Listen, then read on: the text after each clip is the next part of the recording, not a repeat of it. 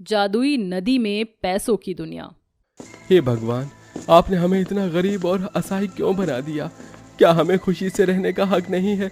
मेरी नौकरी भी चली गई, उसके बाद मालिक ने हमें घर से बेघर कर दिया। अब न खाने पीने के लिए कुछ है, न रहने के लिए। मैं अपने छोटे छोटे बच्चों को कैसे पालूंगा? अजी आप चिंता मत कीजिए, हम कुछ न कुछ कर लेंगे। वहाँ सामने एक नदी है, वहाँ एक झोपड़ी बनाकर रह लेते हैं। पानी का इंतजाम तो उसी नदी से ही हो जाएगा, खाने का भी ढूंढ ही लेंगे। माँ, हम बहुत देर से चल रहे हैं, प्यास लग रही है और भूख भी। हाँ माँ, मुझे भी। सुनिए जी, नदी के पास ही चलते हैं, बच्चों को प्यास लग रही है। ठीक है, चलो। फिर राजेश का परिवार उस नदी के पास जाता है। जहाँ राजेश एक बोतल में पानी लेने जाता है तो उसका पैर फिसल जाता है। अरे राधा के पापा, मुझे उन्हें बचाना होगा। बच्चों तुम यहीं रहना, हम आते हैं। जी माँ। कोई बचाओ, मैं डूब रहा हूँ। राजेश उस नदी में डूब जाता है। उसे बचाने के लिए कोयल भी चली जाती है और दोनों पानी के निचले हिस्से में पहुंच जाते हैं, जहां आसपास उन्हें गुलाबी रंग के 2000 के नोट के पेड़ और घर, या ये कहूँ 2000 के नोटों की, पैसों की ऐसी बनी हुई दुनिया होती है जैसा कि एक आम इंसान की बाहरी दुनिया होती है। फर्क सिर्फ इतना होता है कि ये पैसों से बनी दुनिया थी, जहां बाइक 2000 के नोट की थी, कार भी 2000 के नोट की थी। इतना ही नहीं, उस पानी में रहने वाले लोगों के कपड़े भी 2000 के नोट के बने हुए थे। ये सब देखकर राजेश और कोमल हक्के बक्के रह जाते हैं। ये सब मैं क्या देख रही हूँ? इतने सारे पैसे, और वो भी लोगों ने पहने हुए हैं। ये असमंजस नज़ारा देखकर तो मैं भी हैरान हो गया हूँ। भला इतने सारे पैसे, वो भी इस तरह। और देखो तो हम कितना आसानी से इस पानी में ठहर पा रहे हैं। मुझे तो लगता है जरूर कोई जादुई जगह है ये। हाँ हाँ, बिल्कुल ठीक कहते हो। मुझे भी ये जगह कुछ जादुई जैसी लग रही है, वरना आम इंसान तो पानी में सांस लेने से रहा। तभी इशिका नाम की एक औरत आती है जिसने पैसों के बने कपड़े पहने हुए थे। सर पर ताज भी पैसों और सिक्कों से बना हुआ था। अरे, तुम इंसानी दुनिया से आए हो ना? तुम हमारे जादुई नदी के पैसों की दुनिया में क्या कर रहे हो? मतलब ये एक जादुई दुनिया है, इसीलिए यहाँ पर इतने सारे पैसे हैं। हाँ, लेकिन अब मेरी बात का उत्तर दे दो। वो दरअसल हमारे पास कुछ भी नहीं था। भटकते भटकते हम इस नदी के पास आ गए। मैं अपने बच्चों को पानी पिलाने आया था कि मेरा पैर फिसल गया और मैं यहाँ पहुँच गया। अच्छा, एक बात कहूँ, पैसे लक्ष्मी माता होती हैं, और आप पैसों को वस्त्र की तरह इस्तेमाल क्यों कर रहे हैं? पैसों का सम्मान करना चाहिए, और आपने पैसों को पहना हुआ है, उनसे ही सब कुछ बना रखा है। अगर आप बाहर की दुनिया में निकलते तो आपको पैसों की कदर पता होती कि एक गरीब व्यक्ति के लिए 2000 का नोट का कितना महत्व होता है। वो अपना 4 दिन का भरपेट राशन खा सकता है। हम तो इतने गरीब हैं कि क्या बताएं। मेरे बच्चों ने कल रात से खाना नहीं खाया, इसलिए मैं समझता हूँ पैसों की वैल्यू क्या है। और यहाँ अनगिनत पैसा है, किसी को इन पैसों की कदर ही नहीं है। आसपास देख रहा हूँ तो कोई पैसे उड़ा रहा है तो कोई पैसों का घर बना रहा है। हाँ, क्योंकि ये जादुई पैसों की नदी है। तुम्हारा हाल देखकर मुझे ऐसा लग रहा है कि मुझे तुम्हारी मदद करनी चाहिए। मैं तुम्हें इस गरीबी की रेखा पर नहीं छोड़ सकती इस तरह। तुम्हारा जितना मन है उतने पैसे आकर बार बार ले जा सकते हो, अपने बच्चों का पेट पाल सकते हो। क्या सच में आप पक्का हमें पैसे देना चाहती हैं? हाँ, नेक दिल लोगों की मदद करने में हम पीछे कभी नहीं हटते। आपका बहुत बहुत शुक्रिया। फिर इशिका अपनी नदी की दुनिया में उसे पैसों के पेड़ और बक्से की ओर ले जाती है, जहाँ दोनों पति पत्नी ढेर सारे पैसे को उठाकर नदी के बाहर आ जाते हैं।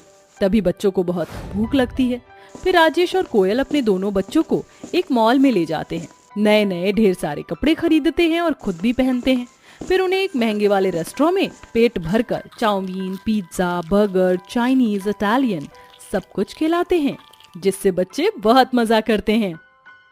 वाह मम्मी पापा, इतना मजा तो कभी नहीं किया। मेरा दोस्त शुभम था ना, वो बहुत अमीर था और ऐसे ही मजे करता था। मम्मी पापा, हमारी लॉटरी लग गई है क्या? हाँ बेटा, ऐसा ही समझ लो, अब हम ऐसे ही रहेंगे, बस एक घर का इंतजाम करना है। फिर राजेश उन पैसों से गरीब लोगों को भी खाना खिला देता है और पैसे खत्म होने पर फिर से जादुई दुनिया में जाता है, जहाँ से वो ढेरों पैसे लेकर आता है और एक बड़ा सा बंगला खरीद लेता है, जिसमें वह अपने परिवार के साथ बहुत खुशी से रहता है और जादुई नदी के लोगों का धन्यवाद भी करता है। फिर वो अपने बच्चों के साथ कहीं घूमने जाता है तो उसे अपने गांव में आसपास बहुत गरीबी दिखाई देती है। कोयल, तुम देख रही हो एक माँ अपने बच्चों को गोद में लेकर काम की तलाश में कैसे भटक रही है। मैं देख रही हूँ, कल तो मैंने एक आदमी को बिल्कुल उसी दशा में देखा था जैसे हम थे। काश हम सारे लोगों की मदद कर पाते और उनकी गरीबी दूर कर देते। अरे कोयल, तुमने तो बातों ही बातों में बहुत अच्छा कह दिया, अब हम यही करेंगे। ऐसा कहकर राजेश और कोयल उस जादुई नदी में जाकर ढेर सारे पैसों के पेड़ से पैसे तोड़कर लाते हैं और गरीब लोगों की मदद करते हैं। किसी के टूटे मकान को पक्का कर देते हैं तो किसी गरीब के घर में खाना दे देते हैं। जब ये बात उन गरीब लोगों को पता चल जाती है तो वो भी जादुई नदी में जाकर पैसे ले आते हैं, जिससे उस गरीब गांव के लोग अपनी जिंदगी खुशी खुशी बिताते हैं। अरे राजेश भैया, कोयल भाभी, आपने तो हमारी बहुत बड़ी मदद कर दी है। सच में आप बहुत अच्छे हैं। बस बस, ये सब कहने की कोई जरूरत नहीं है। अरे काश हमारे इस गांव में कोई ऐसा काम होता जहां हम गरीबों की सुनवाई होती। आप चिंता मत कीजिए, उसका भी इंतजाम है। अब इस गांव में कोई बेरोजगार नहीं रहेगा। इतना कहते ही कोयल जादुई नदी से पैसों की गड्डी लाकर एक बहुत बड़ी अगरबत्ती की फैक्ट्री खोलती है, जहां लाखों गरीब लोगों को रोजगार मिल जाता है, जिससे अब उनके घर की स्थिति अच्छी हो जाती है। पर वहीं जादुई नदी के पैसों के बारे में सरकार को पता चल जाता है, तो उनका एक आदमी उस नदी में जाकर डूब जाता है और पैसों की दुनिया को देखकर कहता है, अरे वाह, इतने सारे पैसों की नदी, इससे तो मेरी 7-8 पुश्तें अमीरी जिंदगी जी सकती हैं। इसी जादुई नदी की वजह से गरीब लोगों का भला हुआ है। अब यहाँ पर मैं कब्जा कर लेता हूँ, फिर तो बैंक में पैसा ही पैसा, थोड़े से जेब से भी भर लेता हूँ। सरकारी गवर्नर कुछ पैसों की गड्डी को जादुई नदी से चुराकर बाहर ले आता है, तो वो पत्थरों में तब्दील हो जाती है और पुलिस कर्मियों से नदी को बैन करवा देता है, जहाँ न जाने का बोर्ड भी लगा हुआ था। तभी सुरेंद्र नाम का एक गरीब व्यक्ति आता है।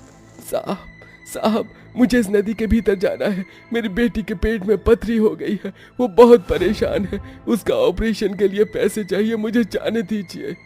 नहीं नहीं, तुम यहाँ नहीं जा सकते, यहाँ पर अब सिर्फ सरकार का अधिकार है।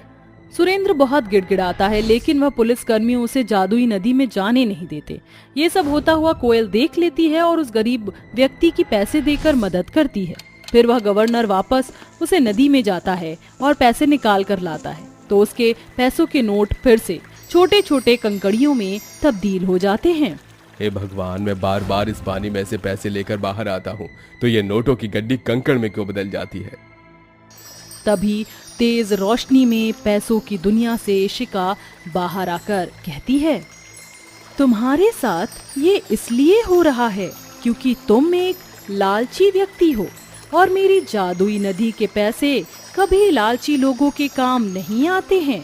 ये सिर्फ गरीब नेक दिल लोगों के लिए ही बनी है। तुमने उस गरीब इंसान को रोककर अपना फायदा करना चाहा, इसलिए तुम्हारे गाल पर ये एक थप्पड़ था। इसमें बुरी नियत से जाओगे तो कुछ और गलत हो सकता है। बेहतर होगा अपनी पुलिस कर्मियों को यहाँ से वापस ले जाओ।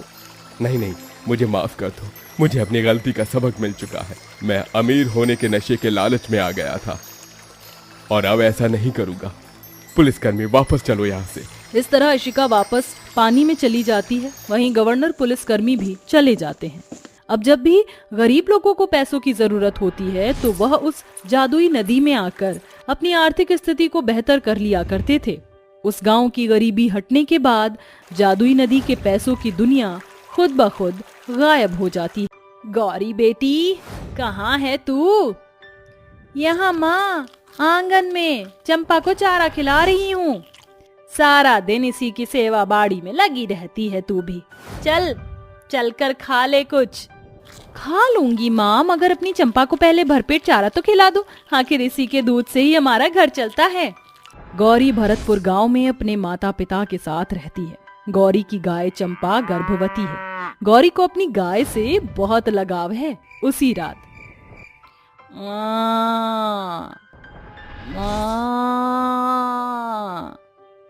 ये तो चंपा की आवाज है। वो इतनी रात को इतनी जोर जोर से क्यों रंभा रही है? गौरी लालटेन लेकर गौशाला में आती है, जहाँ गाय दर्द से छटपटा रही होती है और थोड़ी ही देर में वो गाय एक बछिया को जन्म देती है। देखो माँ, हमारी गाय ने कितनी प्यारी बछिया को जन्म दिया है। आज से हमारे परिवार में एक नया सदस्य आया है। काश कि राजेश भैया भी यहाँ होते। कुछ दिनों बाद राजेश अपनी पत्नी के साथ शहर से गांव आ जाता है। माँ, देखो कौन आया है, राजेश भैया। राजेश मेरा बेटा, आ गया तू? पूरे 3 साल बाद देख रही हूँ तुझे। शहर जाने के बाद ना कोई चिट्ठी लिखी, ना कोई खबर दी। शहर जाकर शहर का ही हो गया था तू।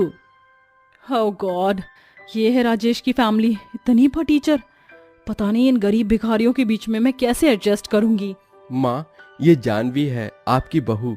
मैंने शहर में इससे शादी कर ली। गौरी बेटी, जा आरती की थाली लेकर आ, तेरी भाभी का गृह प्रवेश कराना है। जी माँ, अभी लाई। ये लो माँ।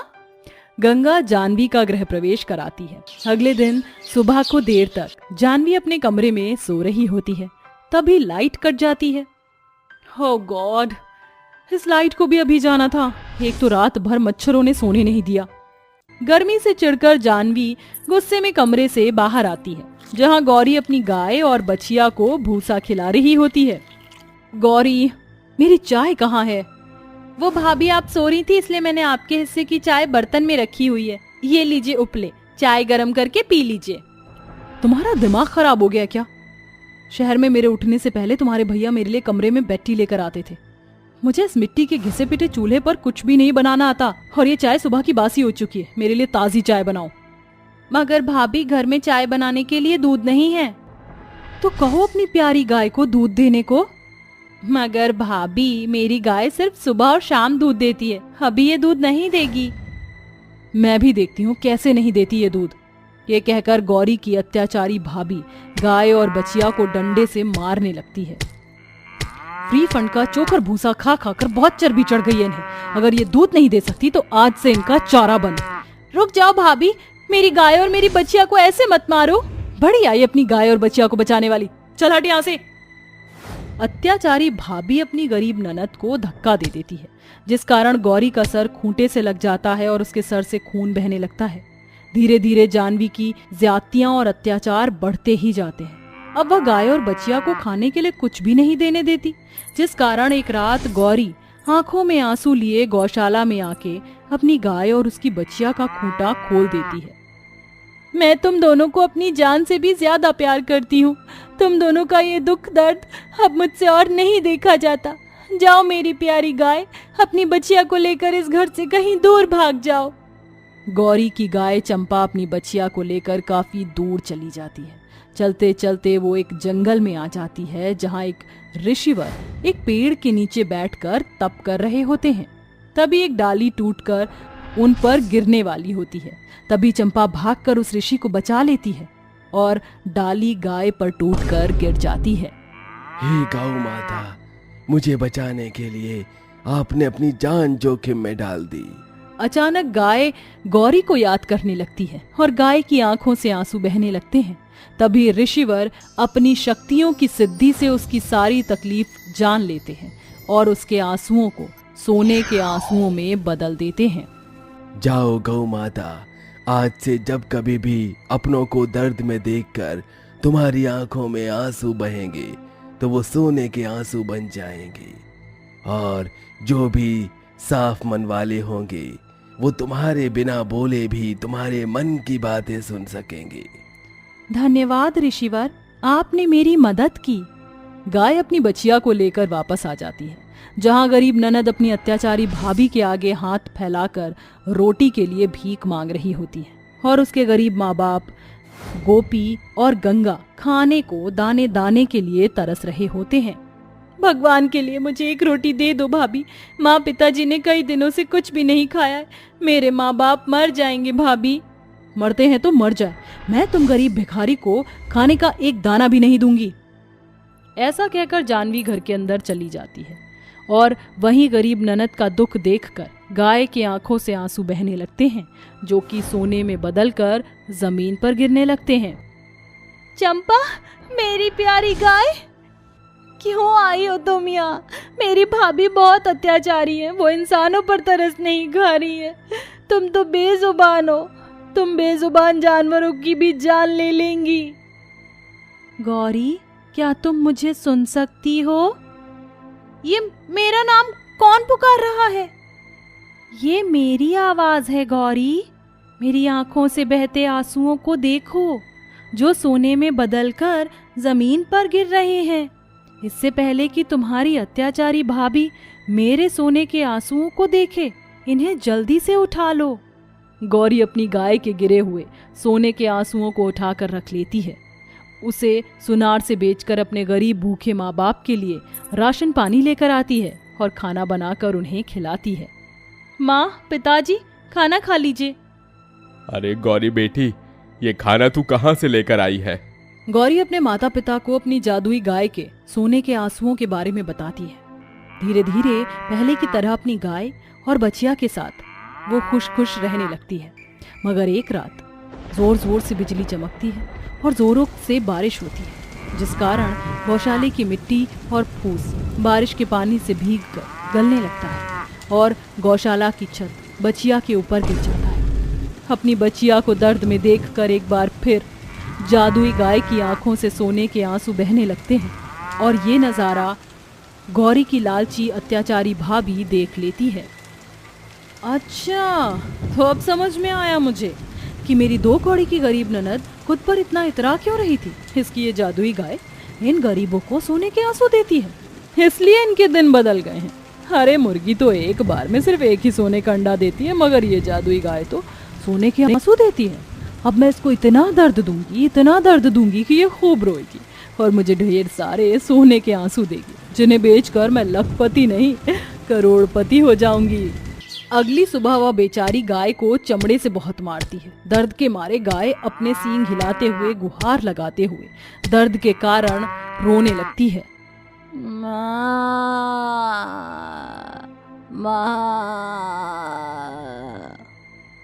रो और रो, क्योंकि तू रोएगी तभी तो सोने के आंसू देगी। इसे कैसे पता मेरे आंसू सोने के हैं? आंसू के बारे में, इसलिए ये मुझे दर्द दे रही है, मगर मैं इसके लालच को पूरा नहीं करूंगी। इस गाय की आंखों से आंसू तो बह रहे, मगर ये सोने में क्यों नहीं बदल रहे? मगर मेरा नाम भी जानवी है, मैं भी इतनी आसानी से हार मानने वालों में से नहीं हूँ। जानवी अपने गरीब सास ससुर को घर के आंगन में पेड़ से बांध देती है और दोबारा से गाय को चाबुक से मारने लगती है। तभी उसकी गरीब ननद गाय से लिपट जाती है। भाभी, आप क्या कर रही हो? क्यों मार रही हो इस बेचारी को? मेरे आगे से हट जा गौरी, वरना आज इस गाय के साथ साथ मैं तेरी भी जान ले लूंगी। कोई बात नहीं भाभी, आप भले मेरी जान ले लो, मगर मैं इस बेजुबान जानवर की जान नहीं जाने दूंगी। जानवी अपनी गरीब ननद को बहुत मारती है। गाय गौरी को अपना मानती थी, इसलिए उसका दर्द उससे देखा नहीं जाता और उसकी आंखों से बहते साधारण आंसू सोने के आंसू में बदलकर गौशाला के चारों तरफ गिरने लगते हैं, जिसे जानवी जल्दी जल्दी उठाने लगती है। इतने सारे सोने के आंसू, अब तो मेरी जिंदगी बदल जाएगी। तभी गाय गुस्से में जानवी को सींग मारकर दूर फेंक देती है। तभी गौरी बीच में आकर गाय को रोक लेती है। रुक जाओ मेरी प्यारी गाय, भाभी को छोड़ दो। तुम भी इनकी तरह बन जाओगी तो इन जैसे लालची इंसानों में और तुम में क्या फर्क रह जाएगा? इन्हें मत मारो। ये देखकर जानवी पछतावे से भर जाती है और अपनी ननद से माफी मांगती है। गौरी, मुझे माफ कर दो, मुझसे बहुत बड़ी गलती हो गई। मैं लालची हो गई थी, इसलिए इस बेजुबान जानवर को दर्द दिया। गौ माता, मुझे माफ कर दो। आखिर में गौरी और उसकी गाय जानवी के किए के लिए उसको माफ कर देती है और फिर सब खुशी खुशी रहने लगते हैं।